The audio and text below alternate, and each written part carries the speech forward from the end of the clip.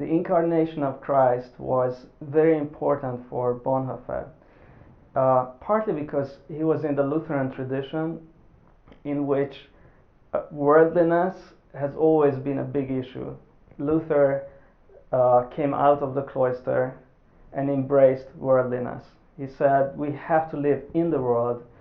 Real discipleship, real piety must be lived in the ordinary, and we have to experience fully what ordinary life is.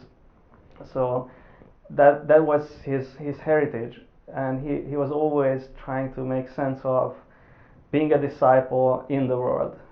And the incarnation is a way of seeing how Christ became part of our life and embraced our reality. When God became man, he said yes to the world that he has made.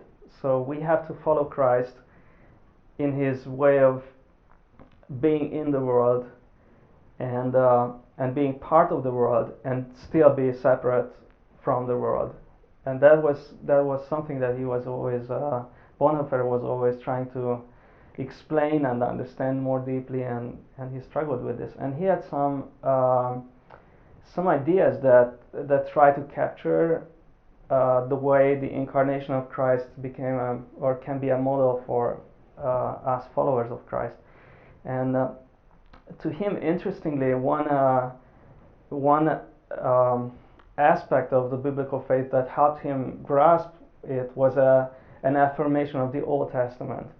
And I say it's interesting because he lived in a time when the German Christians, the Nazi Christians, tried to get rid of every Jewish element of the Christian faith. And in the meantime, Bonhoeffer was emphasizing, no, to understand the real nature of Christianity, we must affirm the Old Testament, and especially this worldliness of the Old Testament. There's an emphasis on wholeness, bodily life, and these are important because Christ became man, one of us, so we have to be like him. A second element was that I mentioned, a Christian worldliness. So what it means to be in the world, being part of the world, and he thought that to be in the world, in the ordinary, is more Christian than to try to separate ourselves from the world and live a closed life. And the third idea that he often used to explain the relevance and the importance of the incarnation was an idea of his that he never fully explained but often used, was the idea of the penultimate. He said we live in the penultimate. There is the ultimate, but we are not yet there.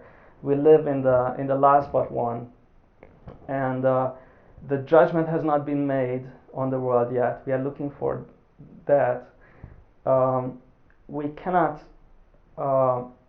We live in light of the ultimate, but we are still in the penultimate. So we have to embrace the penultimate. And he even said, if we don't fully embrace life and this world, we cannot embrace the resurrection.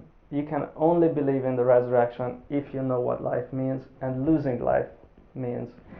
So he said, if we are hopping around in this world on only one leg, we will hop around in heaven in the next stage on only one leg.